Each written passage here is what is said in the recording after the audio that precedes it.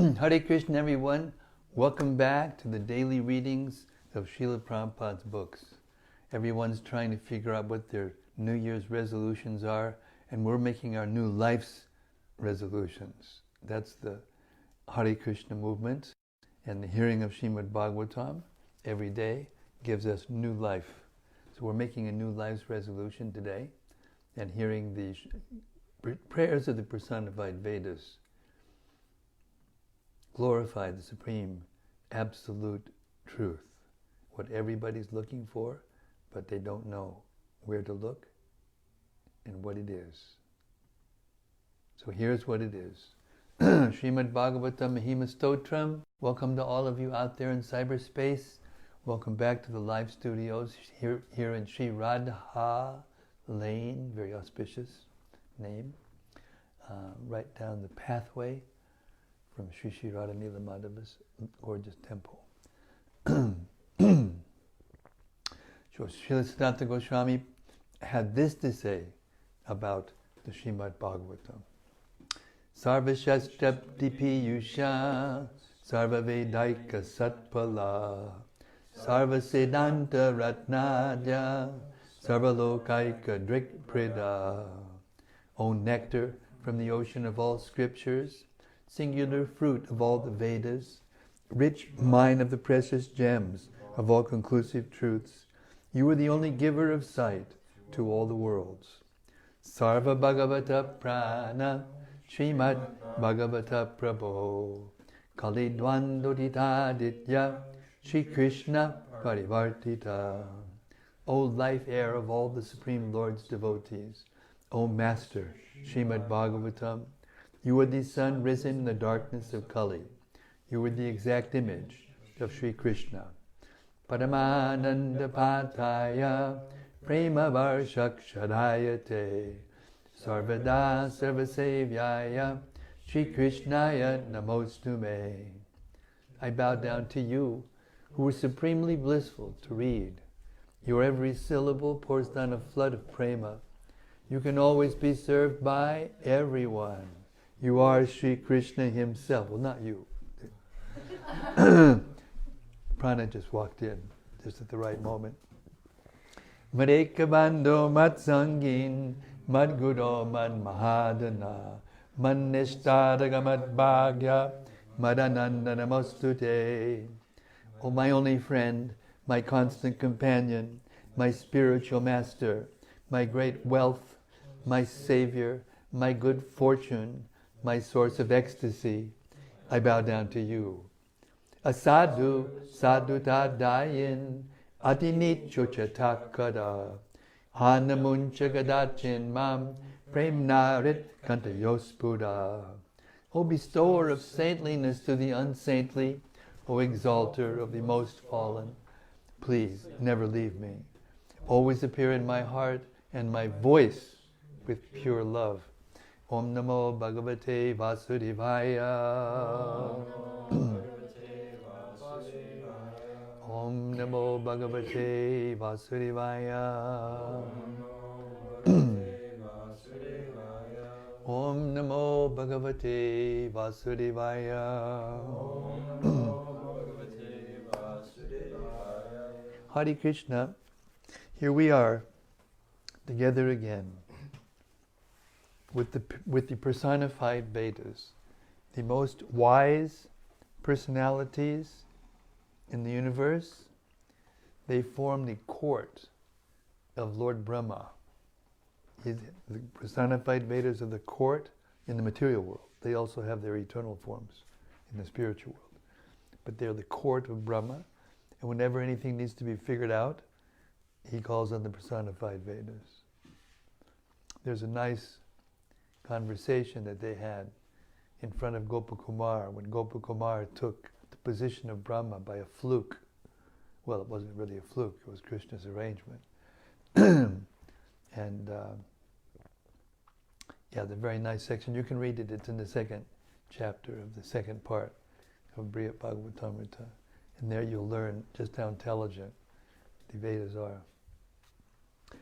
Okay, so we're learning straight from their mouths as they pray to Lord Vishnu. Text 28, Chapter 87, Prayers of the Personified Vedas.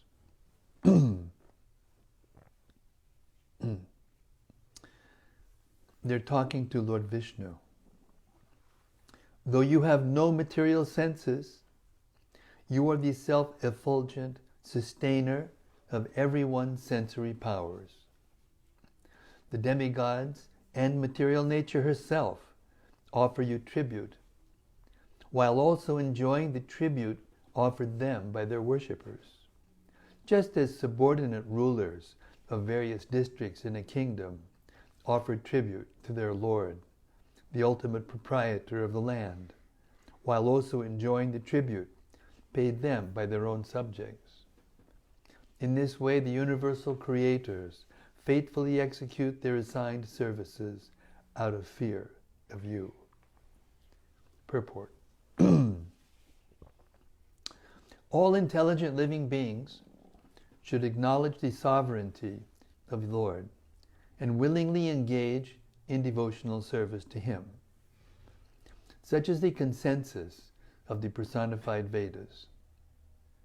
But Lord Narayana, while hearing these prayers, may have reasonably asked, since I also have a bodily form with sense organs and limbs, am I not just another doer and enjoyer? Especially since, as the supersoul in every one being's heart, I supervise countless organs and limbs, how am I not implicated in the sum total of everyone's sense gratification? No, the assembled Shrutis here rejoin. You have no material senses, yet you are the absolute controller of all. As expressed in the Shvetashvatara Upanishad 3.18, Apani pado javano grahita pasyat yak chakshu sa srinotyakarnaha sabeti vedyam nachatasya beta tamahur argyam purusham puranam. He has no feet or hands, yet he is the swiftest runner and can grasp anything. Though without eyes or ears, he sees and hears. Nobody knows him, yet he is the knower and the object of knowledge. Sages describe him as the supreme, original personality of Godhead. The hands, feet, eyes, and ears of the Supreme Person are not like those of an ordinary conditioned soul, which are derived from false ego, a material substance. Rather, the Lord's transcendentally beautiful features are direct manifestations of His eternal internal nature. Thus, unlike the soul and body of conditioned living beings, the Lord and His bodily form are identical in all respects. Moreover, His lotus hands, lotus feet, lotus eyes, and other limbs are not restricted in their functions. Sri Brahma, the Lord's first creature, glorifies Him on this account. Angani yasya sakalin driyabriti manti pasyanti panti kalayanti chidam jaganti ananda chinmaya sadujvala vigrahasya govindamari purusham tamaham bhajami. I worship Govinda, the primeval Lord, whose transcendental form is full of bliss, truth, and substantiality, and thus emanates the most dazzling splendor. Each of the limbs of that transcendental figure possesses in itself the full-fledged functions of all the organs, and he eternally sees, maintains, and manifests the infinite universes, both spiritual and material. Brahmasamhita 532. Srila Vishwanath Chakravarti gives an alternative explanation of the phrase Akila Shakti Dada. The power that the Supreme Lord maintains within Himself is Akila, free from the limitations of all that is Kila, or inferior and insignificant. He energizes the living being's senses, as described by the Kena Upanishad 1-2. Shotrasya shotram manaso mano yad bacho habacham. He is the ear's ear, the mind's mind, and the voice's capacity of speech. And the Shvetashvatara Upanishad 6.8 declares, Natasya karyam karanam nabidyate natatsamas chabhyadikas chadrishyate parasya shaktir vividai vishruyate swabhaviki jnanabala kriya cha. C.C. Madhya, well, that's where you get it in the purport. Okay. He has no material work to perform, nor any material senses with which to perform it. No one can be found who is equal to or greater than him. From the Vedas we hear how that Supreme Lord possesses multifarious energies, the potencies of knowledge, strength, and action, each of which acts autonomously. Indra and the other demigods who rule over mortal beings are themselves servants of the personality of Godhead, as are their superiors, Brahma and his sons, the secondary creators. All of these great gods and sages worship the Supreme Lord by performing their respective services of managing the universe and providing religious guidance for mankind. The powerful controllers of the universe submit themselves in fearful reverence to the Supreme Controller, Lord Sri Vishnu. As the Taittiriya Upanishad 2.8.1 states, Bishashmad vatak pavate bishad eti suryaha bishasmad agnischandrascha mrityur davadi panchamaha. Out of fear of him, the wind blows. Out of fear of him, the sun moves. And Agni and Indra execute their duties. And death, the fifth of their number, races along out of fear of him. Srila Sridhar Swami prays, Anindriyo piyo deva sarvakaraka shakti drik sarvagya sarvakartacha sarvasevyam namamitam. The Supreme Lord has no material senses, yet he controls every living entity's sensory functions. He is the knower of everything, the ultimate performer of all actions, and everyone's proper object of devotional service. I offer my obeisances unto him. Text 29. O eternally liberated, transcendental Lord, your material energy causes the various moving and non-moving species of life to appear by activating their material desires. But only when and if you sport with her by briefly glancing at her. You, the Supreme Personality of Godhead, see no one as an intimate friend and no one as a stranger. Just as the ethereal sky has no connection with perceptible qualities. In this sense, you resemble a void. This is where the Mayavadis get their stuff, right? This is where they get their material. Purport. Take half of it and leave the other half out. Purport. Not only are living beings totally dependent on the all-powerful, independent Lord for their maintenance and welfare, but even the very fact of their embodied existence is due only to his exceptional mercy. The personality of Godhead has no interest in material affairs, since he has nothing to gain from the petty pleasures of this world, and is altogether free from any contamination of envy or lust. He is exclusively involved in confidential loving pastimes with his pure devotees in the internal realm of his spiritual energies. Therefore, the only reason he ever turns to the business of material creation is to help draw lost souls back into this inner business of material inner realm. I'm sorry. I went down too far. Sorry. He is exclusively involved in confidential, loving pastimes with his pure devotees in the internal realm of his spiritual energies.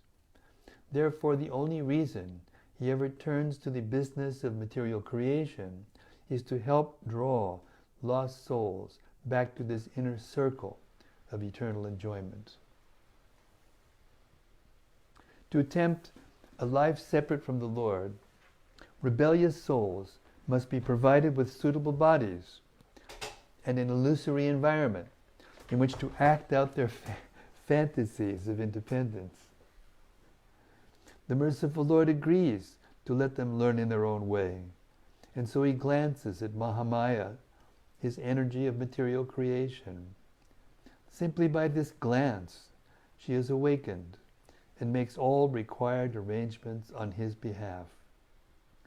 She and her helpers manufacture countless varieties of gross and subtle bodies, of demigods, humans, animals, and so on.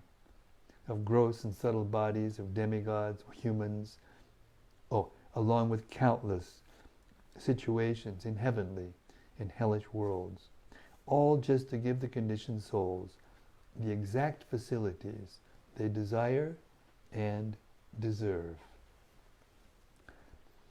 While the uninformed may blame God for the suffering of his creatures, a sincere student of the Vedic literature will come to appreciate the Supreme Lord's equal concern for each soul.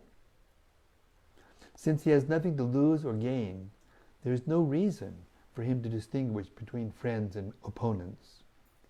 We may choose to oppose him and make all endeavors to forget him, but he never forgets us. Nor does he ever stop providing us with all our necessities, along with his unseen guidance. Srila Sridhar Swami prays, Tvat ikshana vachakchoba maya bodhita karma bihi jatan sangsaratak kinan ri hare pahinak patiha pritaha. O Father, O Lord appearing as half man, half lion, please save those who have been put into the endless cycle of birth and death. These souls are distressed by their karmic engagement, which Maya awakened when your glance excited her to activity. Text 30. If the countless living entities were all-pervading and possessed forms that never changed, you could not possibly be their absolute ruler, O immutable one. But since they are your localized expansions and their forms are subject to change, you do control them. Indeed, that which supplies the ingredients for the generation of something is necessarily its controller, because a product never exists apart from its ingredient cause. It is simply illusion for someone to think that he knows the Supreme Lord, who is equally present in each of his expansions, since whatever knowledge one gains by material means must be imperfect. Purport. Because the conditioned soul cannot directly understand the Supreme, the Vedas commonly refer to that Supreme Truth in such impersonal terms as Brahman and Om Tat Sat. If an ordinary scholar presumes to know the confidential meaning of these symbolic references, he should be rejected as an impostor.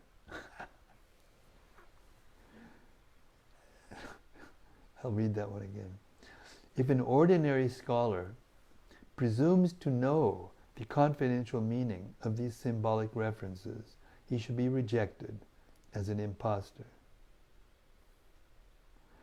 In the words of the Sri Krishna Shikena Upanishad 2.1, Yadi manyase tu vedati dabram evapi Nunam tvam veta brahmano rupam yad asya tvam yad asya deveshu. If you think you know Brahman well, then your knowledge is very meager. If you think you can identify Brahman's form from among the demigods, indeed, you know but little. And again, yasyat matam tasya matam yasya navedasaha abhigatam bhigyanantam bhigatam abhigyanatam.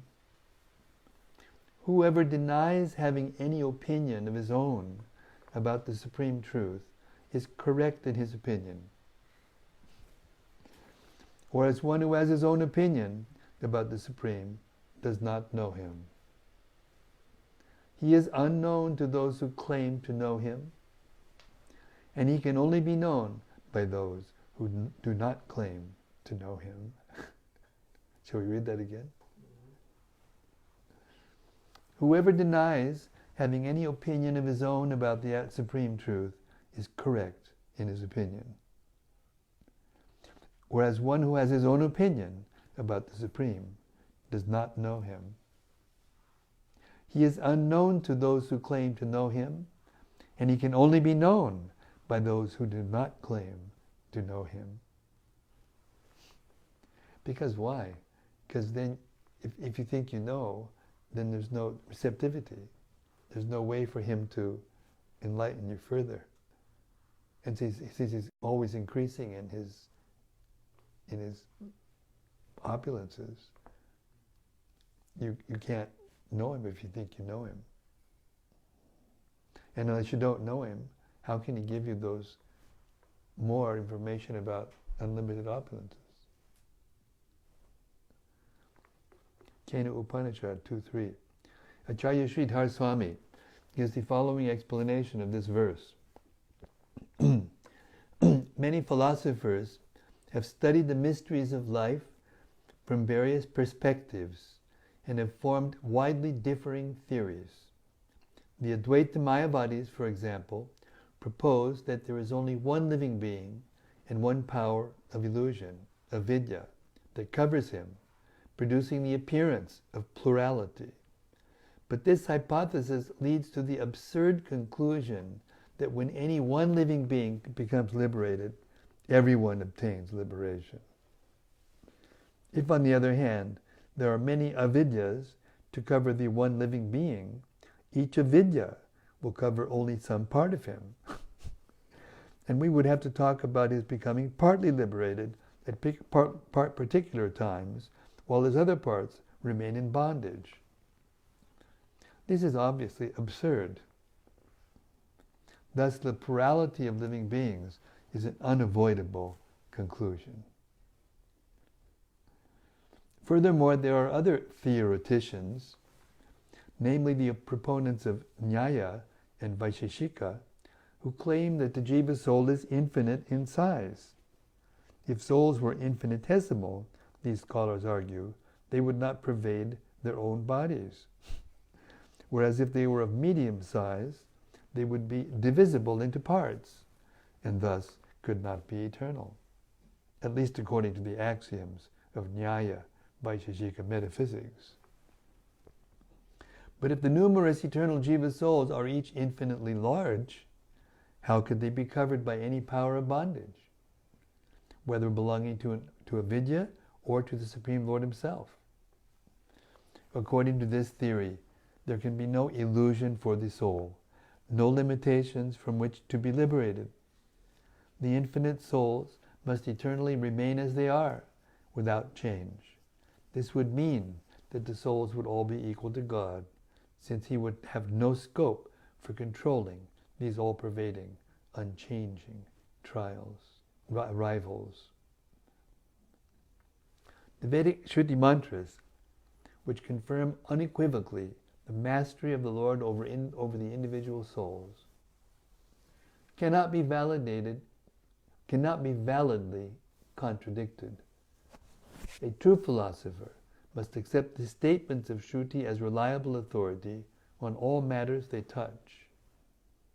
Certainly, in numerous places, the Vedic literatures contrast the Supreme Lord's perpetual, unchanging oneness with the ever-changing embodiments of living beings caught in the cycle of birth and death. Srila Sridhar Swami prays, Antar yanta sarvalokasya gita shutya yukta chaivam evavaseyaha yak sarvagya sarvashaktir nrishinga shrimantam tam chetasai vavalambe. In my heart, I take shelter of Him who is glorified as the inner controller of all the worlds, and whom the Vedas ascertain in truth through logical reasoning. He is Nishinga, the omniscient and omnipotent Lord of the Goddess of Fortune. What a beautiful prayer. Text 31.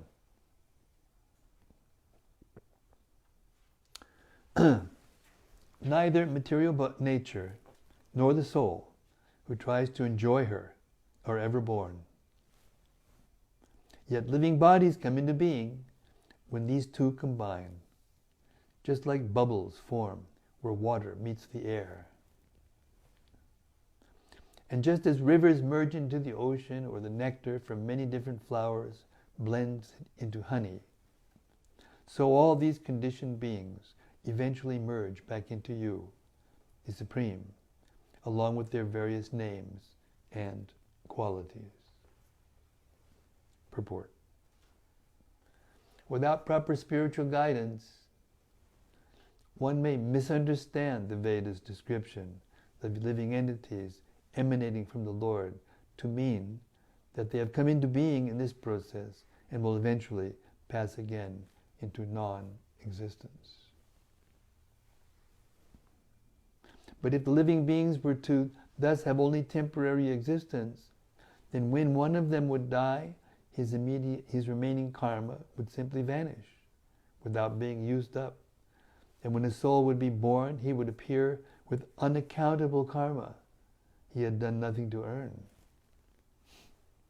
Furthermore, a living being's liberation would amount to the total eradication of his identity and being.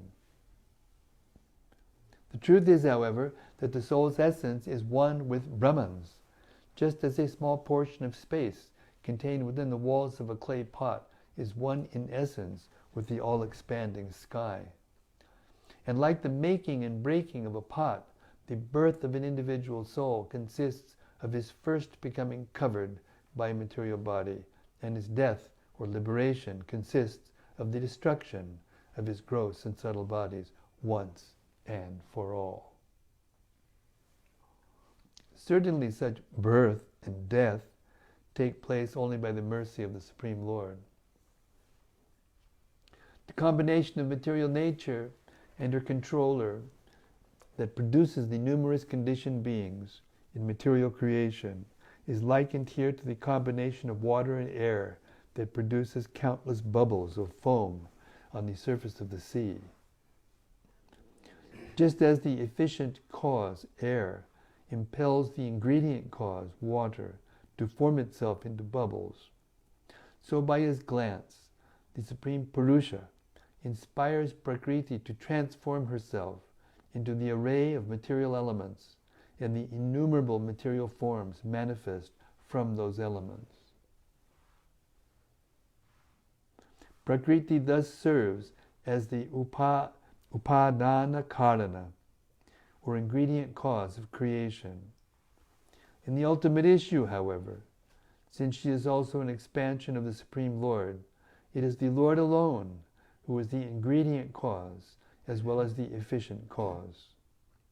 This is stated in the Taittiriya Upanishad 2.2.1. Tasmat va etasmat atmana akasha sambhutaha.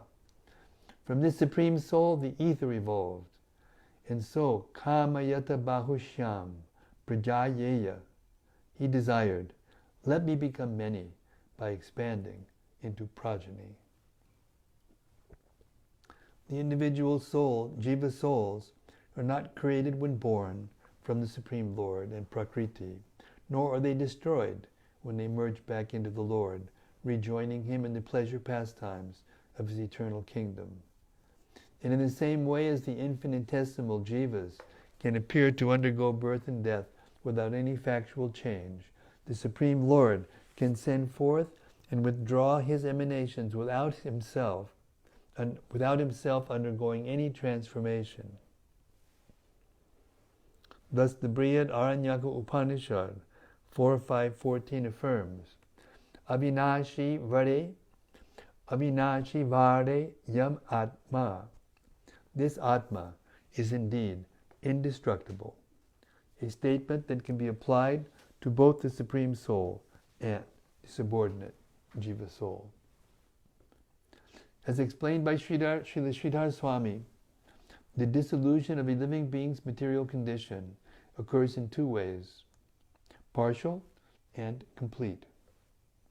Partial dissolution occurs when the soul experiences dreamless sleep, when he leaves his body, and when all souls re-enter the body of Mahavishnu at the time of universal annihilation.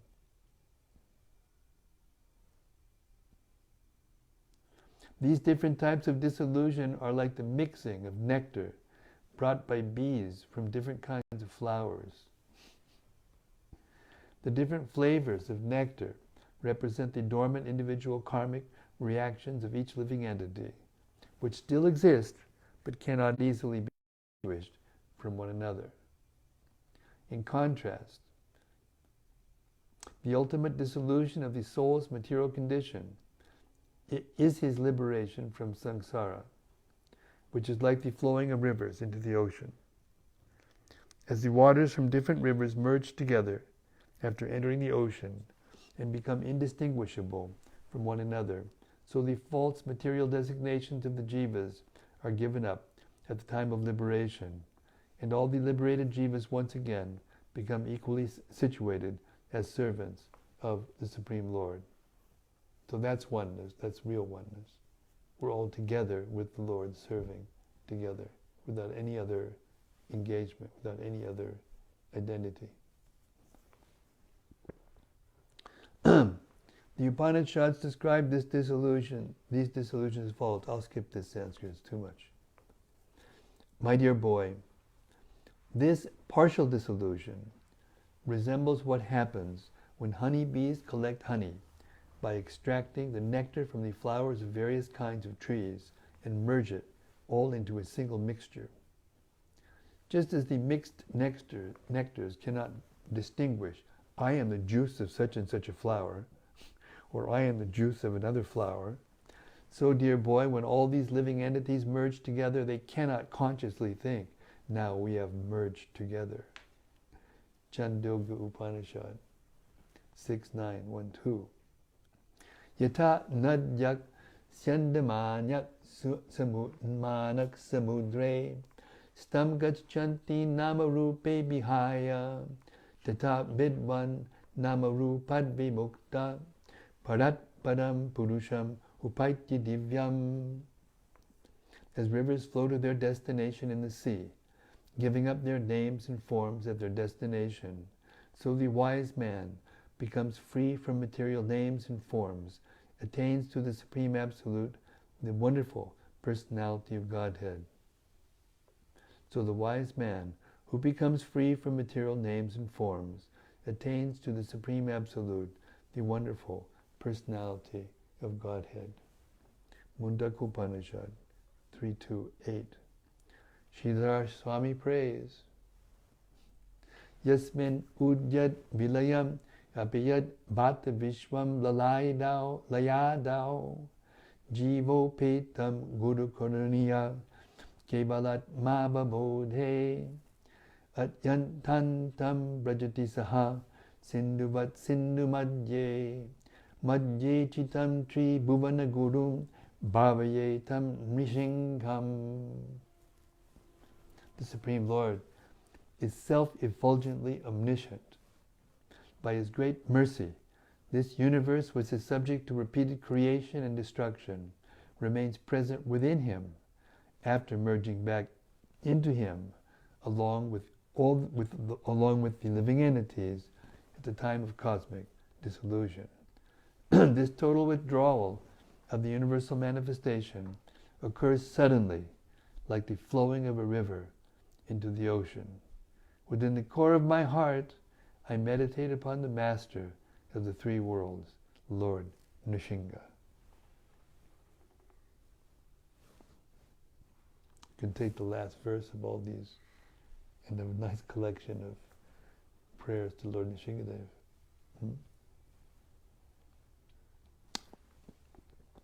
Text 32. The wise souls who understand how your Maya deludes all human beings render potent loving service to you, who are the source of liberation from birth and death.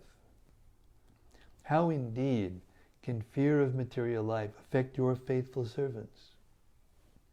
On the other hand, your furrowing eyebrows, the triple-rimmed wheel of time, repeatedly terrifying those who repeatedly terrify those who refuse to take shelter of you. Purport. I heard Gopi Pradhan Prabhu repeat Prabhupada today, saying that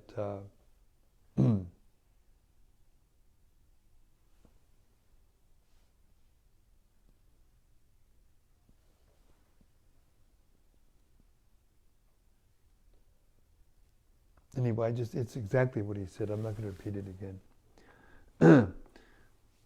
Paritya Bhutani Paritya Lokan Paritya Sarvak Pradisho Dishascha Upastaya Pramata Jamritasya Manatmananam Abhisang Vishesha. After passing beyond all the species of life, all the planetary systems, and all the limits of time, and all the limits of space, in all directions, one approaches the original soul of immortality. Then one receives the opportunity to enter permanently into his domain and worship him with personal service. Did I skip something?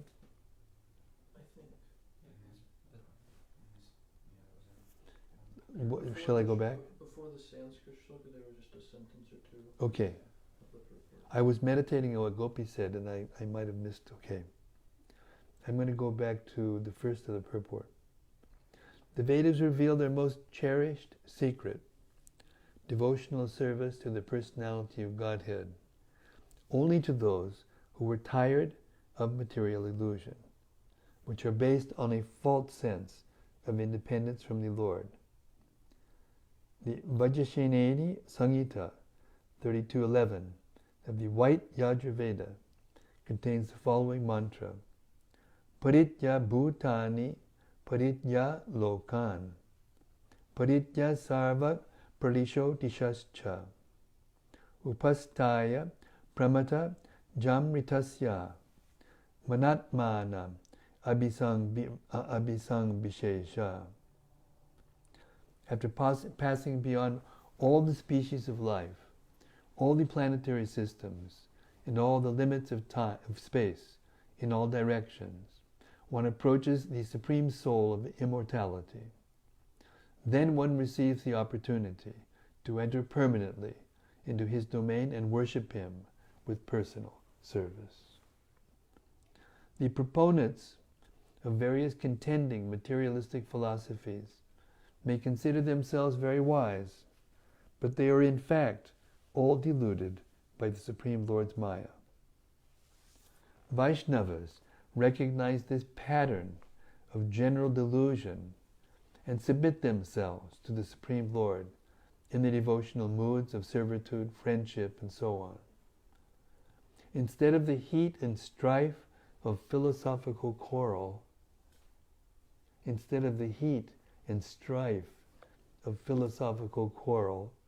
the pure Vaishnavas experience only delight at every moment, because the object of their love is he who brings an end to material entanglement. And the devotees of the Lord, Vishnu, enjoy constant pleasure, not only in this life, but in future lives. In whatever birth they take, they enjoy loving reciprocations with the Lord. Thus, the sincere Vaishnava prays, Nata yoni sahasreshu, yeshu brahmanyaham, tatra chuta bhaktir, achutastu drida tvayi. Wherever I may wander, O Master, among thousands of species of life, in each situation, may I have firmly fixed devotion to you, O Achyuta, the Vishnu Purana. Some philosophers will question how the Vaishnavas can overcome their material entrapment without thorough analytical knowledge of the entities Tvam, you, the Jiva, and Tat, that, the Supreme, and without developing a sufficient hatred of material life. The personified Vedas here answer that there is no chance of material illusion continuing to act on devotees of the Lord, because even in the earliest stages of devotional service, all fear and attachment are removed by the Lord's grace. Prabhupada said that once one, we said this the other day, once one actually surrenders one's soul to Krishna, even if it's only in sentiment, even if it's just out of frustration from so much confusion and suffering, from this day I am yours, knowing what he's doing. From that day on, Krishna directs the soul. And all the things that happen from the soul from then on, some of them are very nice, some of them are horrible, some of them are in between. They're all directly arranged by Krishna just to bring the soul out. That's what this is saying. The personified Vedas here answer that there is no chance of material illusion continuing to act on devotees of the Lord, because even in the earliest stages of devotional service, all fear and attachment are removed by the Lord's grace.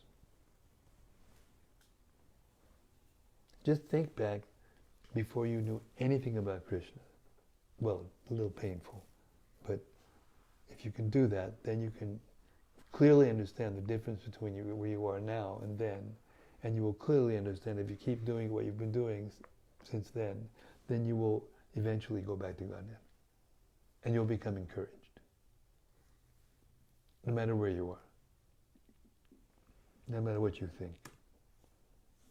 Okay. Time. Sounds like a, what's his name? Song. What was that guy's name? Anyway, played the computer. Time is the root cause of all fear in this world. Indeed, with its three divisions of past, present, and future, it creates terror at the prospect of impending disease, death, and hellish suffering, but only for those who have failed to obtain shelter at the feet of the Supreme Lord. As the Lord himself says in the Ramayana, Yudhakanda 12:20, Sakrit eva prabhano yas tavas miti chayachate abhayam sarvada tasmai didam yetad vritam mama. To whomever, oh, this is it, to whomever even once surrenders to me, pleading, I am yours, I give eternal fearlessness. This is my solemn vow. Furthermore, in the Bhagavad Gita 7:14, the Lord says, Daivyesha gunamayi mamamaya duratyaya mameva ye prapadyante mayametam tarantite. It's amazing, huh? Practically every verse that we read in the Upanishads and everything is found in the Gita, or an idea that's similar. Therefore it's called Gita Upanishad. This divine energy of mind, consisting of the three modes of material nature, is difficult to overcome, but those who have surrendered unto me can easily cross beyond it. Vaishnavas do not like to waste their time in prolonged and fruitless wrangling over dry philosophic subjects. Therefore, they don't talk to their brothers when they go home. They would rather worship the personality of Godhead than quarrel with philosophical adversaries. The Vaishnava's understanding concurs with the essential message of revealed scripture. These devotees' conception of the Supreme Absolute Truth as the infinite ocean of personality and loving pastimes in his worshipable forms of Krishna, Rama, and other divine manifestations, and their conception of themselves as his eternal servants, amount to the perfect conclusion of Vedanta philosophy in terms of the entities Tat and Twam. This Gopi is a genius writer. I remember when we were... Anyway, Hare Krishna. The personality of Godhead and his emanations, such as the jiva souls, are simultaneously different and non-different, just like the sun and its expanding rays.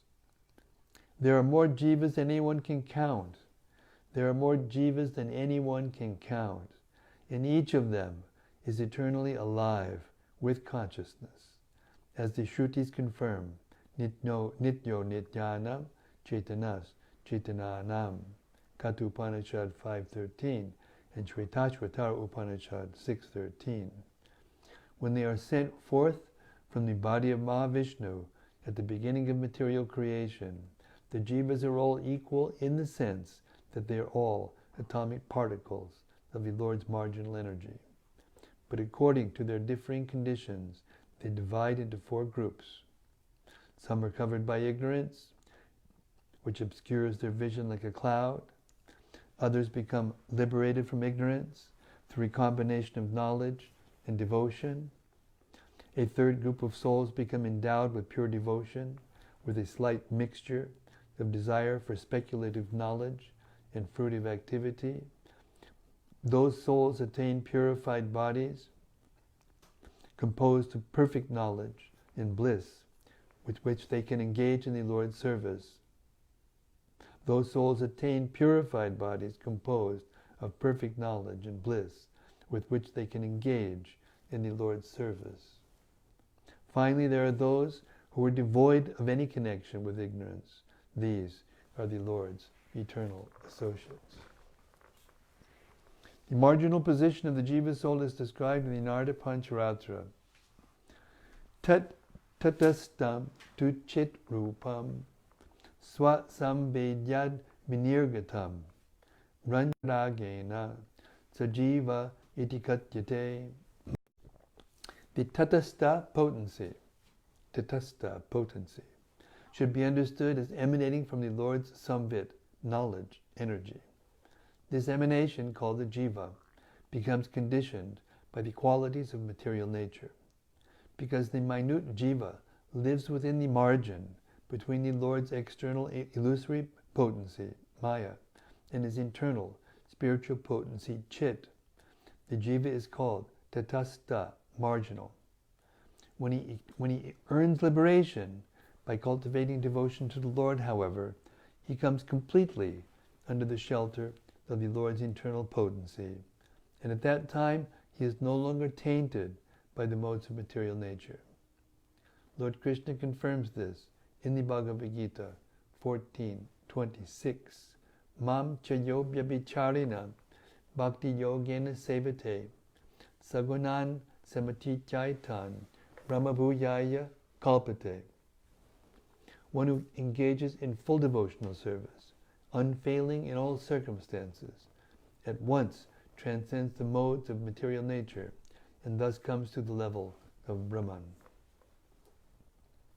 The soul's worship is realized in three aspects: Brahman, Paramatma, and Bhagavan.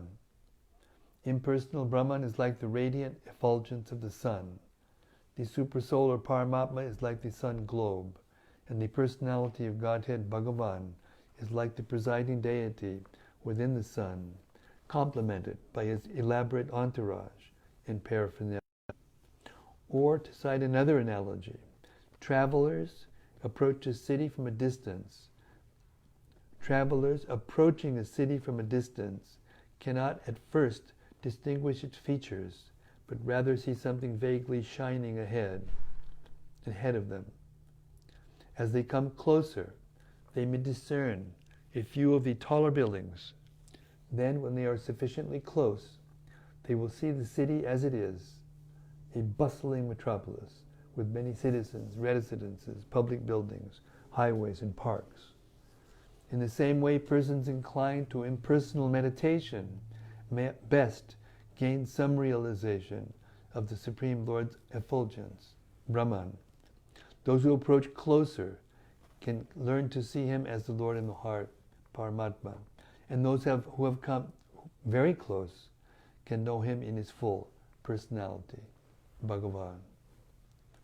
In summary, Srila Sridhar Swami says, praise. Sangsara chakra krachakchayar vidirnam udirnam nana bhavatapataptam katanchit apanam ihaprapanam tvam udara shri nrihare nrilokam. O Sri Nrihari, please deliver those human beings who have suffered all kinds of torments and been ripped apart by the sharp edge of samsara's wheel, but who have now somehow found you and are surrendering themselves unto you. Hare Krishna. Upanishad ki jai. Sridhar Swami ki jai. Personified Vedas ki jai. Hare Krishna. So the thing that gripped me during this reading was the fact that the Upanishads glorify the Lord in all kinds of ways, the most wonderful ways. And all these interpretations of trying to squeeze out some impersonal meaning, like we said before, are just taking part of it and leaving out the rest. But one actually understands all the verses together. One can see very clearly that the Upanishads are explaining the varieties of qualities of the Lord. So how can he have no qualities? He just has spiritual qualities. Anyway, that's what I was thinking. Okay, it's time for our open mic session. The ball is in your court.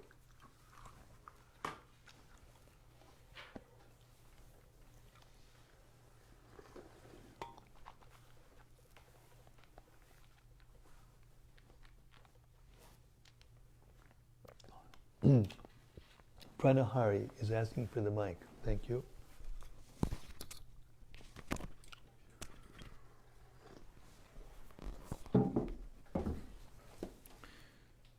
I really like text 29 and the purport, which talked about let me try to think about what it talked about. Kind of talked about the sojourn of the living entity, how they're different than the living entity, the jiva is different than Krishna, and how I'll just read specifically what I liked about it. It said that how Krishna is exclusively involved in confidential loving pastimes with his pure devotees in the internal realm of his spiritual energies. Therefore, the only reason he ever turns to the business of material creation is to help draw lost souls back into his inner circle of eternal enjoyment.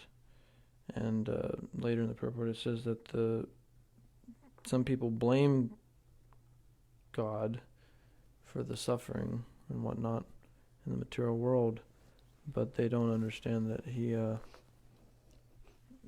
not having a stakes in the game, so to speak. Yeah. So he's actually, everything that happens is just him trying to help us. Yes, exactly. When he stops trying to enjoy and tries to enjoy, tries to give pleasure to the Lord, that's what it boils down to. But even before that, if he's just neophyte, we're neophytes, but we're trying.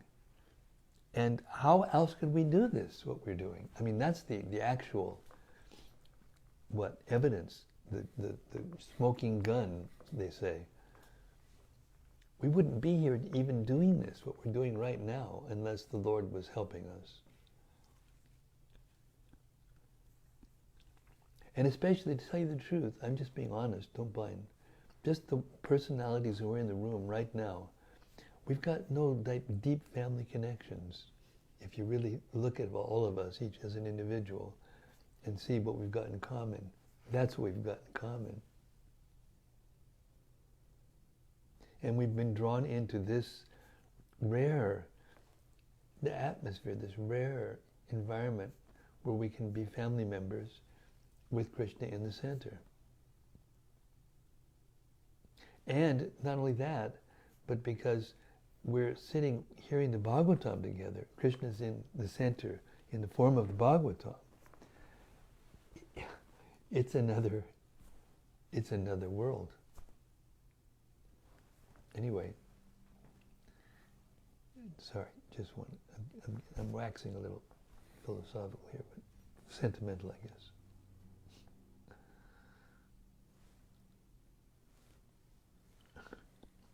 That's how kind Krishna is.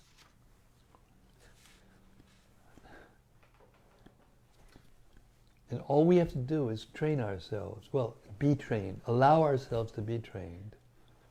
To be able to remember this right in the heat of the thing, you know. When you're out there in the mall and about, 3 or 4 people come up to you, yeah, or whatever situation you're in. Or you're in an operating table laying down, what's going on, I was meditating today on how I'm going to be under the knife pretty soon and not being able to, I just had to lay there, and I was preparing myself to just, get my screen in the right place and you just get the speakers in the right place and, absorb myself in Harikatha. Anyway.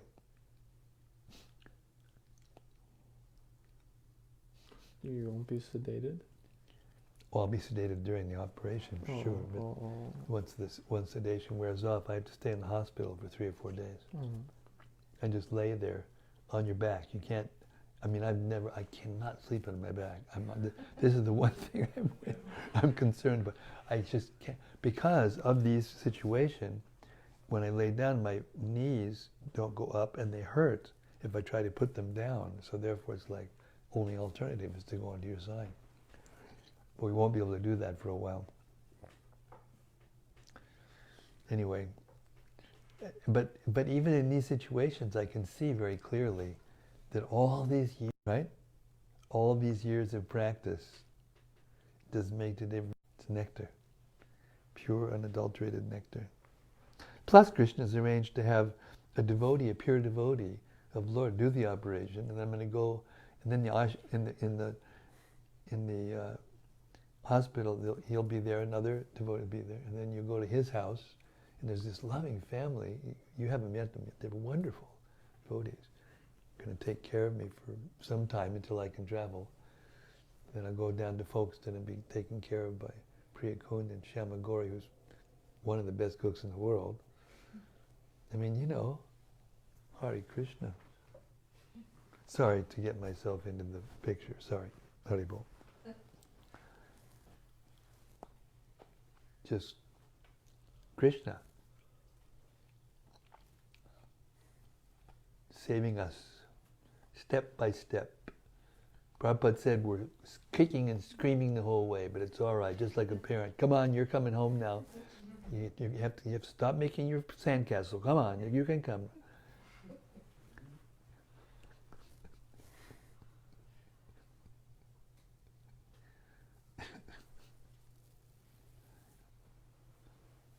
Yes, Bhakti Doug.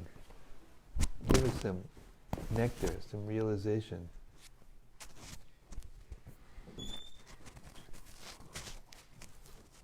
Hare Krishna Maharaj. Hare Krishna.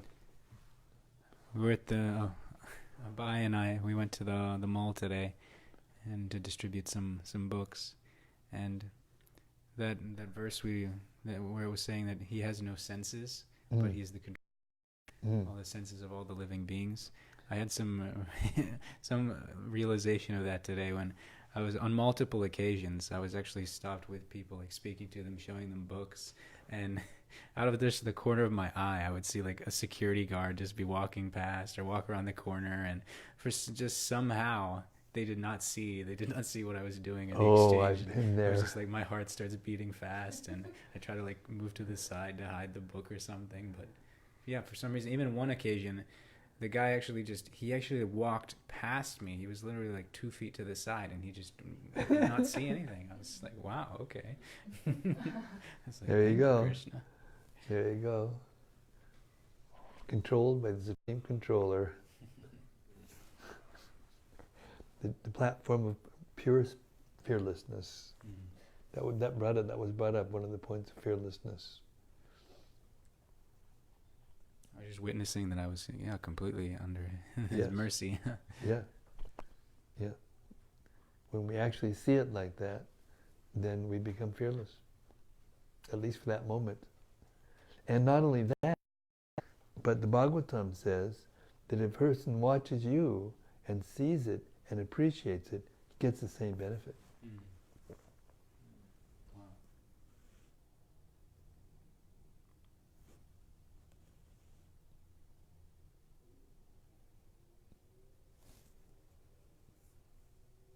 If we just appreciate another devotee's devotional service, we get the same benefit as that person's devotional service.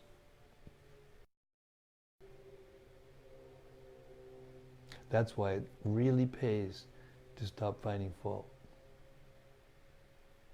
And that's the way to stop finding fault, to appreciate each devotee's devotional service.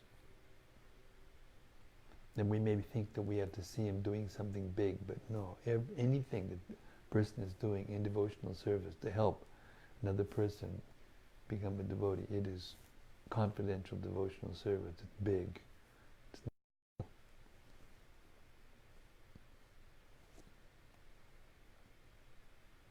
How many souls are there? Who's describing? Yeah. That's one of the things that was described in their marginal energy. As long as they stay marginal, doesn't mean that they're kind of some impersonal blob.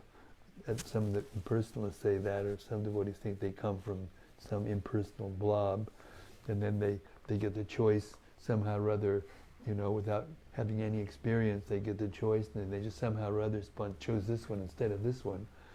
But it's not like that. The love for Krishna is there in our hearts all the time.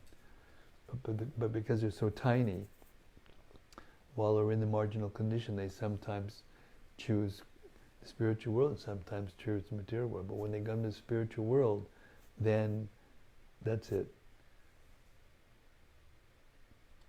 They can, but they generally don't. Choose again the material world. And they change in quality, in category, from jiva to Brahma Bhuta, internal energy. Not mixed anymore.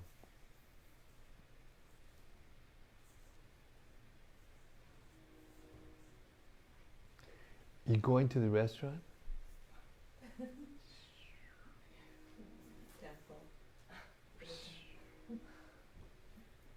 Okay.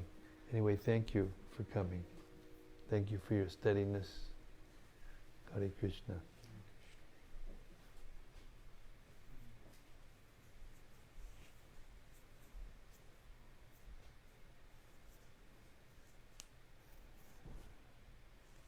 Sadhu Sangha Sadhu. Yes.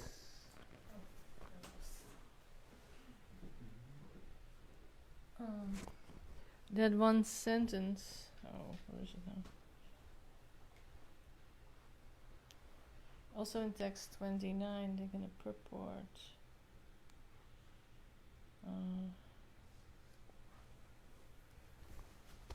is it now?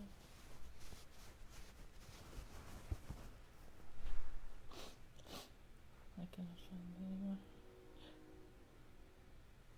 Oh yeah, we may choose to oppose him and make all endeavors to forget him, but he never forgets us. Nor does he ever stop providing us with all our necessities, along with his unseen guidance. That's pretty nice, huh? Yeah. I thought I experienced it when I was in the hospital. Oh yeah. Yeah. The Vedas say that the hand can't see the eyes, but the hand needs the eyes to do what it does. So the soul can't see the super soul, but needs the super soul to guide, to know what to do what he does. Same idea. Mm-hmm. The hand can't see the eye, but needs the vision of the eye to know what to grasp and what to do. So the super soul is always there guiding us, even though we can't see him. Mm-hmm.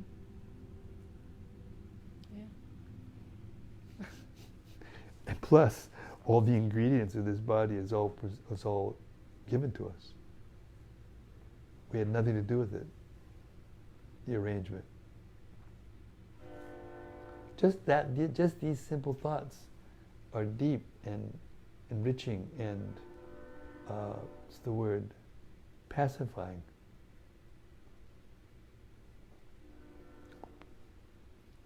Give confidence. Fearlessness.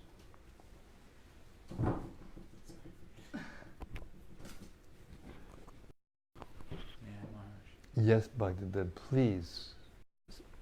Revelations. Well, maybe not so much of a revelation, but on that same section, I was reflecting myself that it's like Krishna's doing all this for us, and he doesn't see any friends or enemies. He's just providing what each person needs or wants or thinks that they needs and deserves. Deserves, yeah. Desires and deserves.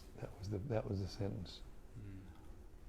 So he's created this entire place just for us, for just desires, just to get exactly what we want. And there's when you can actually realize this, and then if you're actually trying to turn to him, you notice and you can understand that no matter if it's a difficult situation or the greatest, or the seemingly happiest, it's all for your benefit. It's all his mercy, that there's nothing left to do but just try to be grateful for everything that's happening. So I've been trying to work on that lately, just increasing that gratitude. There you go. There you go. I heard Radhanath Maharaj say, the cornerstone of the house of bhakti is the gratitude, eternal gratitude the soul has to Krishna for all the things that we're given free. I mean, in a sense, we may pay for it by our struggle and our whatever, but it's free. We don't get this body. We don't pay anything for this body. We have something from cyberspace. I happened to just glance at when the camera was turned around. I saw Rati Manjari is asking some question. You got it? Yes.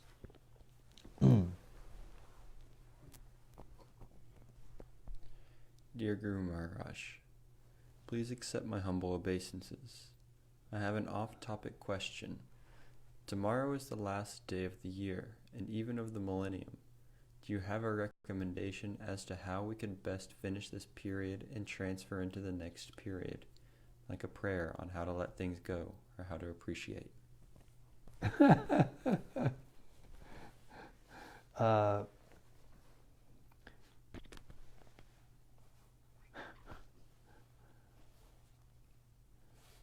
just, I can't get into this New Year's stuff because each instant in time is an opportunity for us to think, straighten up and think right. And therefore, I can only say, make your New Year's resolution, as you already have, Rati, because you're one of our, the star, if not a star, the star hearer.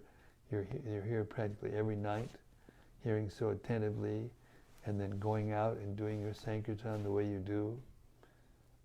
I can't think of anything better that you could do than what you do. Just keep doing it. That's your new life's resolution, not a New Year's resolution. So what a millennium? What millennium? Day of Brahma. In some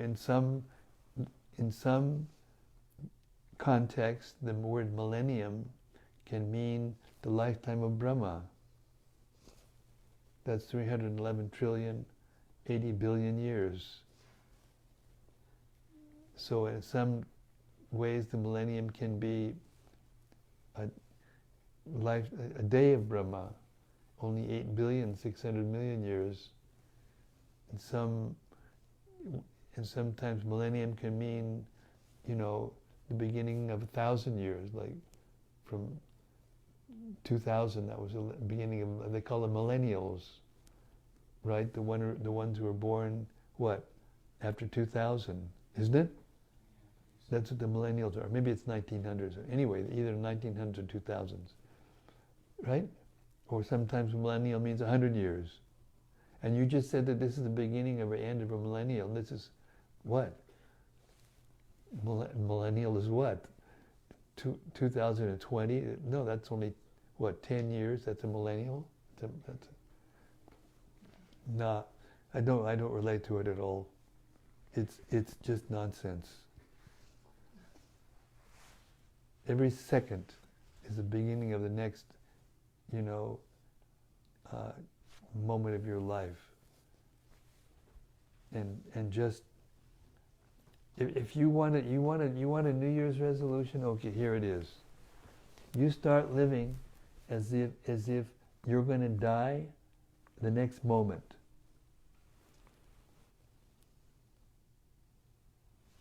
And don't waste a moment. Keep yourself engaged in devotional service, and then you will be free from all this millennial business, because you will be living in eternal happiness. Thought for the day, New Year's resolution. Start to live as if every moment was your last.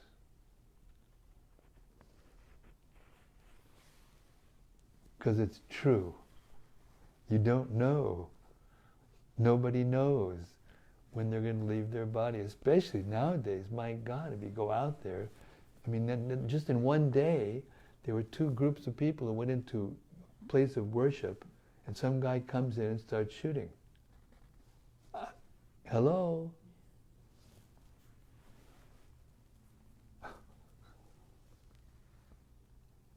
Or an airport, or a coffee shop, or a what's it called? What are they called? Convenience store.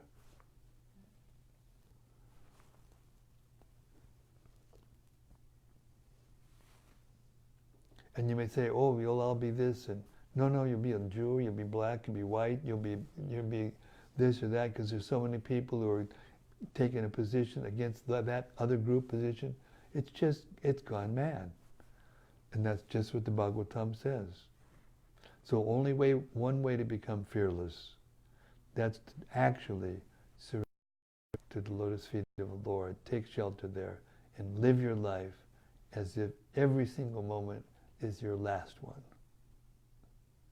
And beg for the mercy of the Lord to be able to think of Him in love constantly.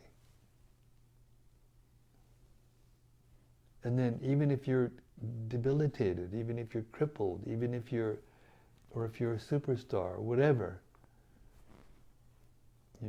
Superstars generally don't think, they can't think like that. They're too busy relishing being a superstar. So the most humble, simple, devotee who can think like that is the most elevated person. Therefore, if we read during that disappearance of Bhaktisiddhanta Saraswati Thakur, those prayers of Bhaktivinoda Thakur that he was quoting, how he was feeling about himself, what he thinks he is. And that just makes us very, very attractive to the Lord.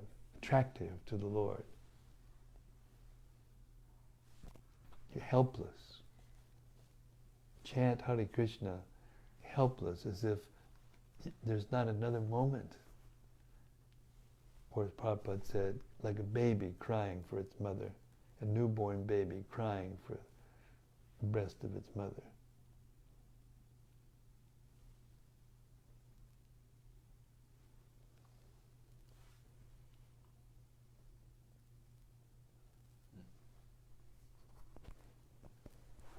She also has another comment. Please. That she said that you said the real freedom comes from knowing we are not going to die. No, I said real freedom means you know you're going to die at any second, but you're not going to die. I mean, when we talk about the die, we mean you're going to leave your body at any second. We're not going to die. You can't be fearless unless you know you're not going to die. But you know you're going to only stay in this body for, we don't know when we're going to leave this body. In other words, as long as you're thinking you're the body, as long as you're thinking you're a woman or a man or American or Dutch or, a thinker or a musician or this or that, as long as you think that's what you are, then you have to be confused and you have to be suffering. But we may be doing all of those things, but if we're thinking that we're a servant of Krishna, which Rati, you're giving us all the examples. She's going out by herself in the middle of downtown Amsterdam with her keyboard, which has all these, tunes on it, and she just goes out and makes some peanuts and raisins and offers it and passes out prasadam and does it by herself.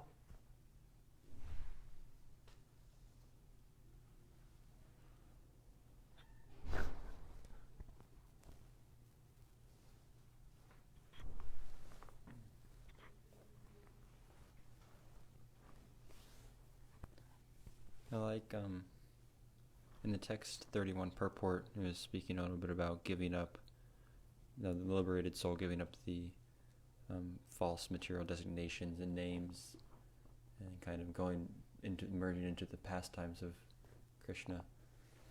Kind of, I don't know, just that thought of everybody's desires being in line with Krishna's, just to serve him purely. Yeah, that'd be nice, wouldn't it? It's so wonderful. That would be nice. I still see in my own heart the desire for They still compete, though. Mm-hmm. The cowbird boys are running. See, I'm going to catch him first. No, I'm going to touch him first. No, you're not. I'm going to touch him first. But it's always about Krishna. Krishna's always in the center. It's not that I'm going to take away whatever you have and I'm going to take it from me. Or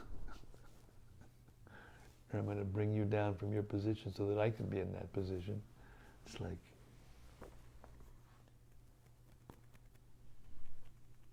Krishna becomes bewildered. When he sees Radharani, he becomes so bewildered, he makes a mistake and he tries to milk a bull instead of a cow.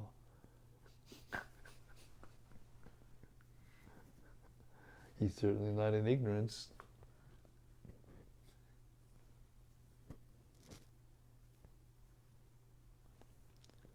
No, when when Mother Yashoda brings out her stick, he goes, "Oh no!" and runs away, gets afraid and cries and allows her to control him and think that, you know, he can't live without her. And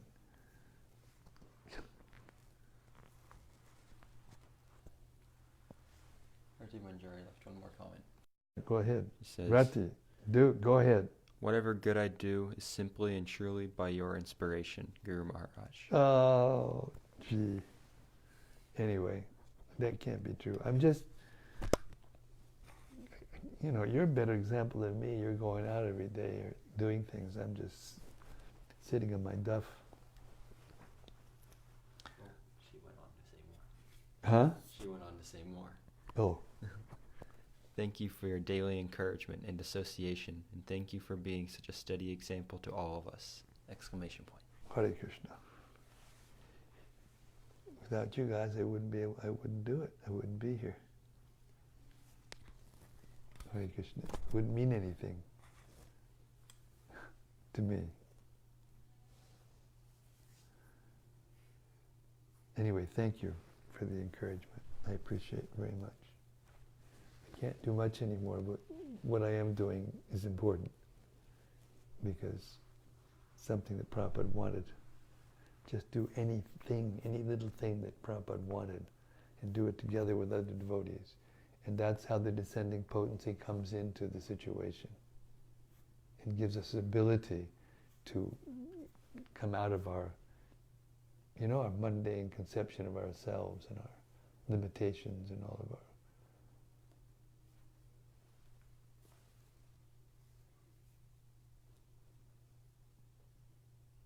Just take this inspiration, go back out to the mall, and try to find somebody to accept it too.